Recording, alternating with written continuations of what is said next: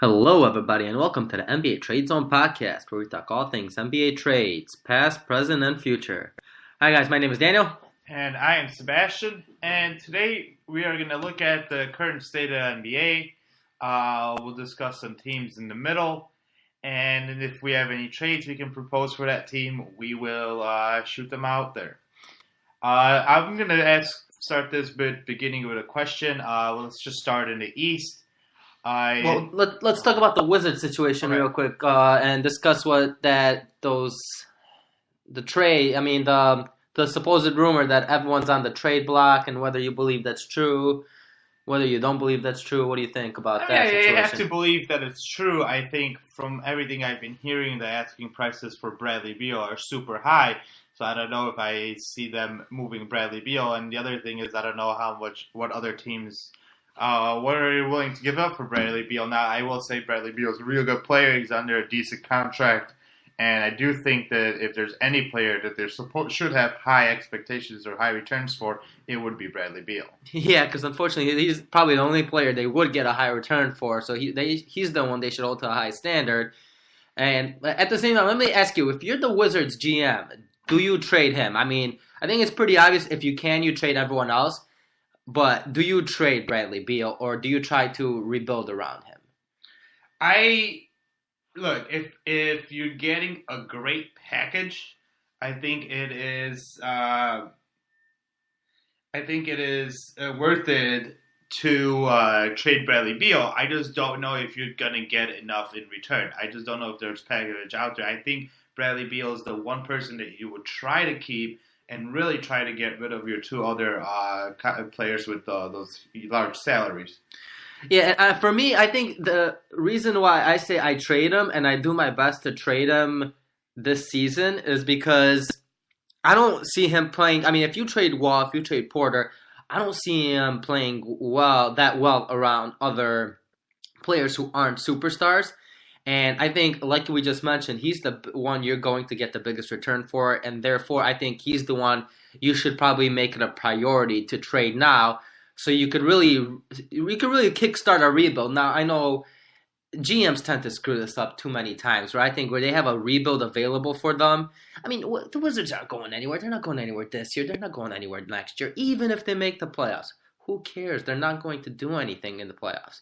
So I think if you have a situation here where you're able to kickstart this rebuild in a good way, I think you take advantage of it now. But GMs tend to screw this up way too many times. Yeah, I mean, I totally agree with you there. The interesting thing in this debate is like you have John Wall, who's got this massive contract coming up, and what do you think you can get back for John Wall? Okay, so here's my take on John Wall. I think there are 7 teams who even think of trading for John Wall, and here's the list here. Okay, so Orlando and Phoenix, I put them in the same group because they're both young players who need young teams who need a point guard. And if I'm their GMs, I say no, hell no to John Wall because John Wall does not fit their timeline, and let those teams continue building through a draft and continue rebuilding the way they have, even if it takes a little more time. Then you have New Orleans and Milwaukee. New Orleans and Milwaukee both have a superstar, and they're pretty desperate to get another superstar to keep their superstars there. Now, in Milwaukee's case, absolutely not. Again, absolutely not. Do you trade for John Wall because of the way the team's been playing? And at this point, they probably don't even need another superstar with the way the team's been playing. But again, only if you could get one, but not the type like that. Because in 2 years, in 2020, that team will have max money available in free agency if they want it. And I think John Wall would hamper that tremendously. Even with giving Middleton a contract? Even with giving Middleton a contract. Now, it depends on what kind of contract they give him and Brogdon. But even with him and Brogdon, because of the way Giannis's contract is structured, they will more than likely have max money because the salary cap is rising over the next 2 years again.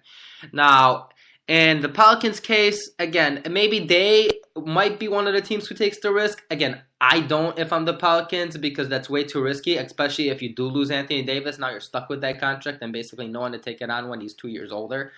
But who knows? The Pelicans are probably the second team on my list that would trade for him. Then you have, I'm sorry, the third team, and I'll tell you the top two teams.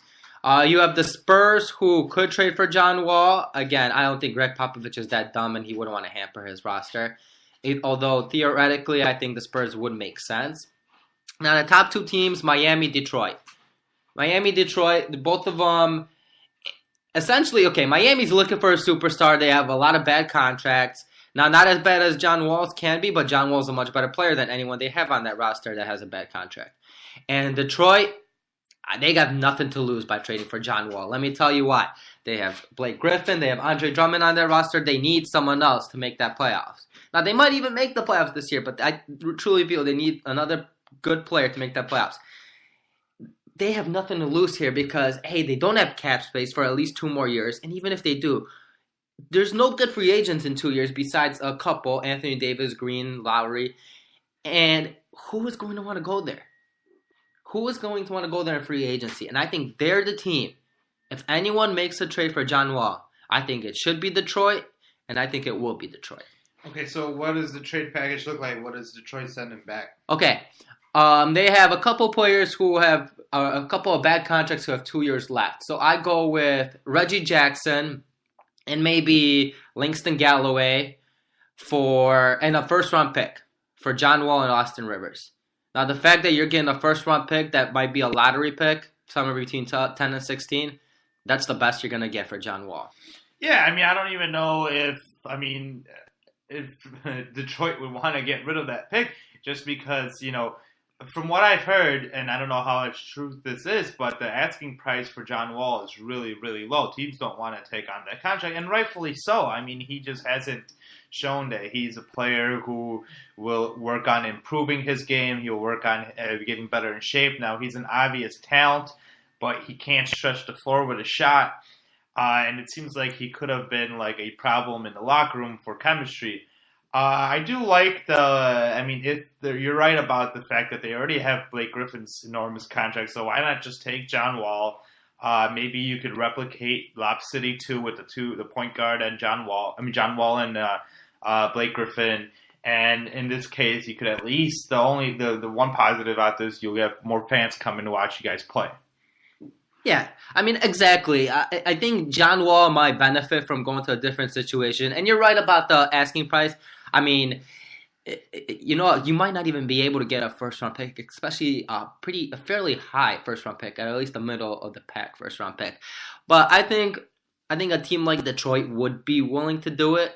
And in all honesty, I think they should be willing to do it because they have nothing to lose at this point because they have such a terrible roster beyond Drummond and Griffin that they genuinely have nothing to lose by trading simply a first-round pick for John Wall. I mean, it could be a lot worse for them, is what I'm saying. That if they trade for John Wall, they could have a lot worse. I mean, yeah, sure, you might be able to get a gem with that pick if it's between 10 and 16, but I don't know. Not with the way Detroit's been drafted. I don't just see it. Yeah. So. And I mean, I think from the Wizards' standpoint, the Wizards should, whatever team agrees to take on John Wall, I think the Wizards should send him off right away and not worry about what is being offered here. I mean, maybe Detroit sends that pick, but they heavily protected, like top 20 protected, and it turns into a second-round pick or something like that.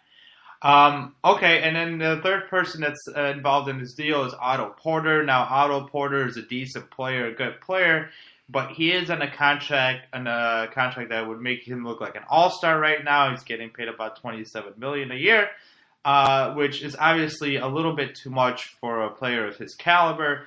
But he is a wing. He's a rather young wing who does play defense. So there's definitely teams that could benefit from his talent, even though they're going to be overpaying him for the next few years. One of the teams I was thinking that would make sense would be New Orleans. Now, I don't know if you are the Pelicans, would you give up like a Julius Randle for Otto Porter? Julius Randle has been putting up real good numbers. I mean, he just had a triple-double. And I don't think that, even though you think that maybe, I mean, you can make an argument that the better fit and the better player is Otto Porter, but, I mean, Julius Randle has shown us a lot.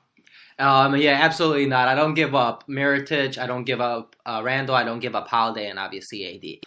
Well, the package that I could give up for him here, the only one I'd consider is a couple of contracts that I mean. Okay, so Solomon Hill and Etwan Moore, both of their contracts add up to about 21 million. They both have 2 years left on their contract.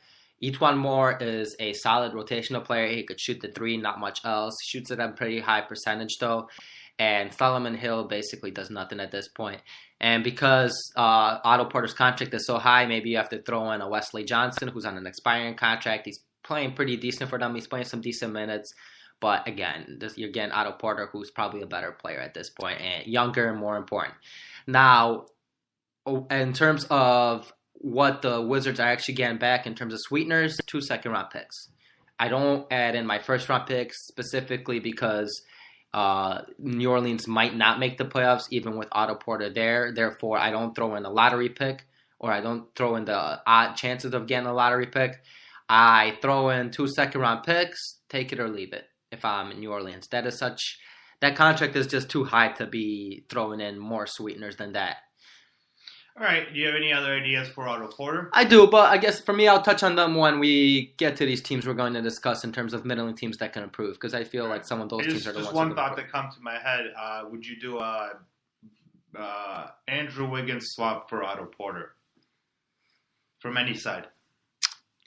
Andrew Wiggins for Otto Porter. Wow, that's a good thought. I don't know. I think if I'm Minnesota, I probably. Oh man, this is hard.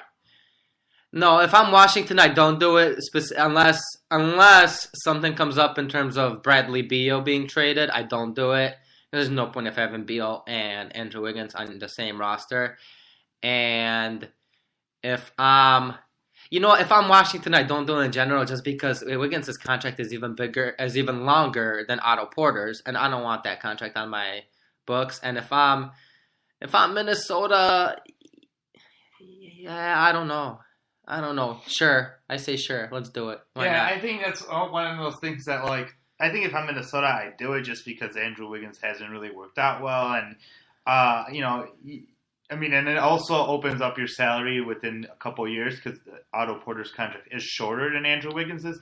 Now, the only way I see this from the Wizards' standpoint is if they are in a full blowout, they are able to get rid of John Wall, then maybe you just take the swing at Andrew Wiggins and say, you know what, Andrew Wiggins came in with all this potential, maybe we can make him into a better player. Now, obviously, they're not a very well-coached team, and they're not a very well-managed team, so I don't see anything coming out of here. But like you said before, managers are not very smart, and they do have high opinions of themselves where they do feel like they can turn in a elite talent like Andrew Wiggins. Now, to me, Andrew Wiggins is the perfect comparison is a Rudy Gay, especially when Rudy Gay was younger. And then I would argue that the ceiling for Andrew Wiggins is pretty much what Rudy Gay is now. That he matured a little bit. He's on a team where the system fits him well, and he's like the third best player on that team. And it's not a real good team. So, again, Andrew Wiggins is young, and teams do have high opinions of themselves. So let's talk about Bradley Beal. You're a Lakers fan. If you're the Lakers, what are you giving up for Bradley Beal? This is tough, and I've thought about this a decent amount because it's been rumored out there. Obviously, even before this whole story came out, but I don't know. I don't know how much I'm willing to give up for him right now. At least, I'd rather wait to the off season. See if they could get a Kevin Durant or a Klay Thompson or even a Kawhi Leonard, which seems unlikely at this point, but even a Kawhi Leonard. Then once you do that, you trade for a Bradley Beal. You could trade. I'm willing to give up Lonzo and see, this is where it gets kind of rough for me, because if it's for an Anthony Davis, I'm definitely willing to give up a Lonzo, a Brandon Ingram, and a Kyle Kuzma. And the reason why you have to give up all three is because it makes salaries work. And because Anthony Davis is worth it, and plus more. I mean, you probably still have to throw in a first-round pick, 2 first-round picks, a Mo Wagner. Now, I just don't feel that Bradley Beal is worth that type of package, but that's the type of package that would have to